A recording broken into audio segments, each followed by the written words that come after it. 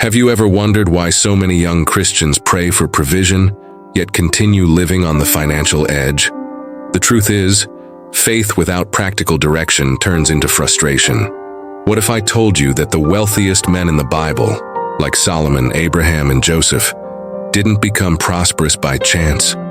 They cultivated financial habits that are still relevant today and can completely transform the way you handle money. In this video, you'll discover the 7 habits that built real empires and how to apply them to your life, even if you're starting from scratch. If you're tired of working, praying, and still seeing money slip through your fingers, stay until the end, because what you're missing is not faith, it's biblical strategy. Here you'll learn how to create a prosperous, disciplined, and blessed mindset from an early age, with attitudes that make sense to those who want to honor God with their finances. If you're looking for clarity to break free from stagnation, this video is for you. Let's get straight to the point. Have you noticed how most young Christians are taught to pray for provision, but almost never taught how to manage what they receive? The truth is, the lack of biblical direction on money is not just a gap. It's a silent saboteur that erodes dreams, relationships, and even ministries. The Bible is full of financial principles, but for some reason, many still believe that talking about money is carnal or selfish. And so, many remain lost. They earn, spend, get into debt, pray, but still make no progress. It's not a lack of faith, it's a lack of direction. The same God who taught Joseph to manage Egypt wants to teach you to manage your salary, your extra income, and even your dreams. As long as you treat money like an enemy, it will continue to defeat you. But when you start treating it as a tool, everything begins to change. One of the most powerful and frequent habits among the wealthiest men in the Bible was the ability to forego something immediate to build something lasting. Joseph, for example, when he became the second most powerful man in Egypt, didn't start by distributing wealth or living luxuriously. He used the years of plenty to store, save, and plan for the famine that would come. This requires a mature mindset, one that understands that today's no could be tomorrow's biggest yes. The current generation has been taught to seek instant gratification. It's about buying before thinking, financing before planning, flaunting before achieving. But the biblical giants knew something many ignore. True growth requires waiting, planning, and sacrifice. Abraham left his land without knowing where he was going. Why? Because he had an eternal yes in mind, a promise that went beyond immediate comfort. Saying no today might feel like loss, but in reality, it's construction. Saying no to impulsive purchases, no to Instagram standards, no to the fear of appearing simple, is saying yes to a life with purpose, freedom, and financial peace. These men understood that prosperity isn't about how much you earn, but about how much you can keep, direct, and multiply with wisdom. The no to now is the soul's training to bear the weight of what's to come. And those who don't learn this risk losing what they receive, even when God sends it.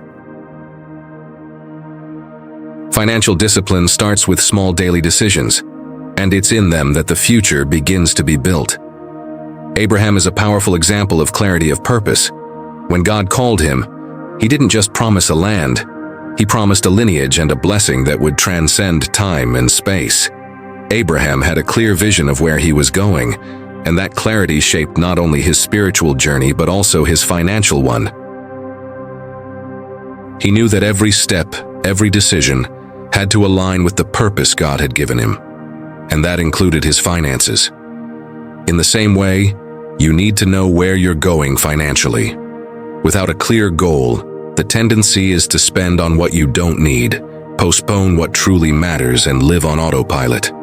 The Bible teaches us to be good stewards of the resources God entrusts to us, and that starts with clarity of purpose.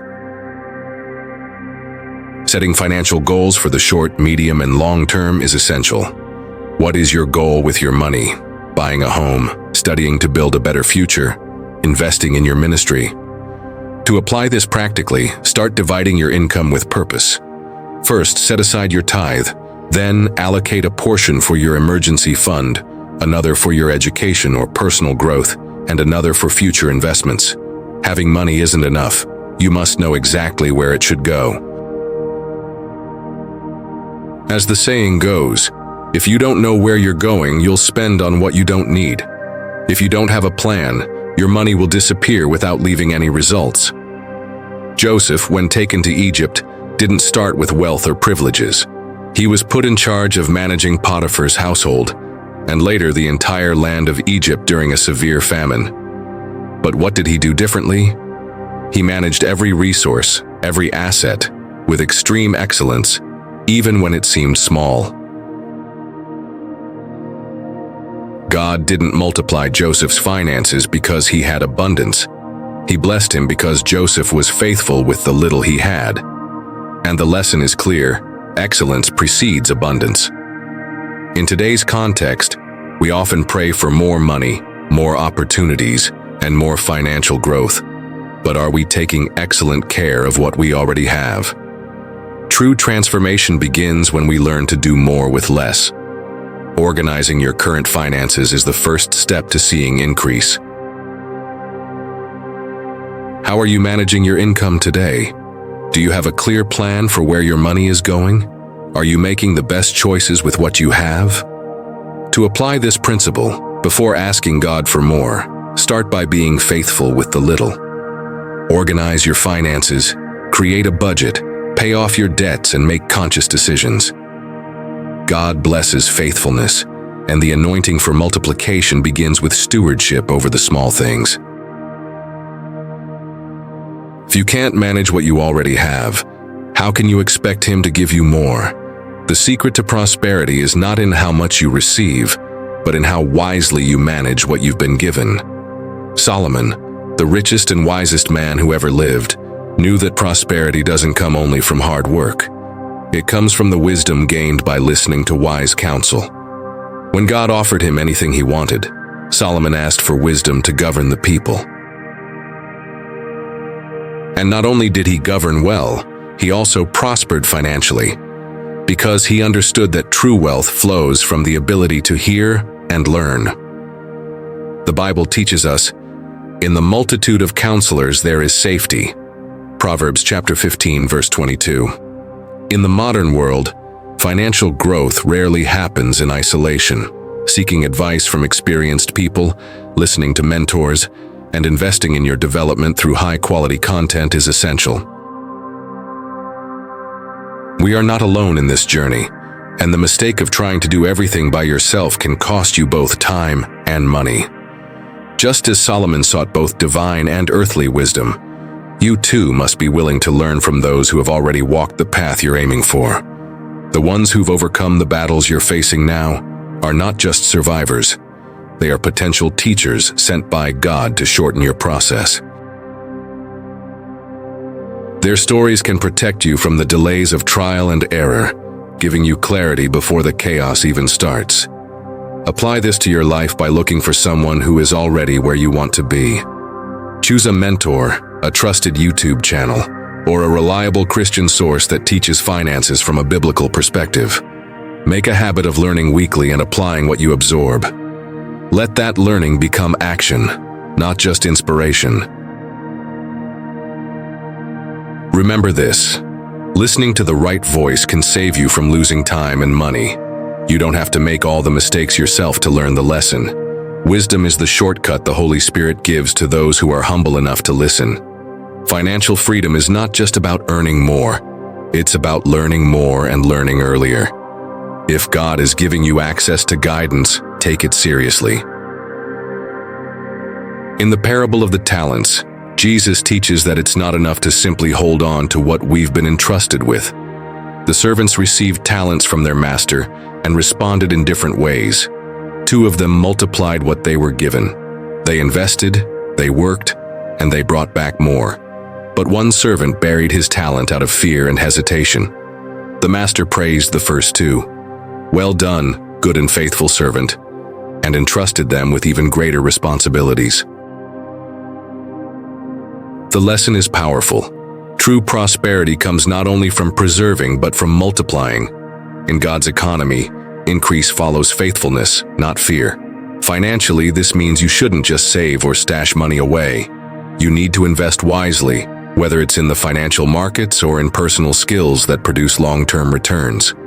Keeping money hidden under your mattress or letting it sit in a basic checking account is not enough. Learn about investments. Study. Ask questions. Find tools that make your money work while you sleep. God honors preparation, and He often sends provision to those who are prepared to multiply it. Don't pray for harvest if you haven't tilled the ground or planted the seed. It's time to think like a steward, not just a saver.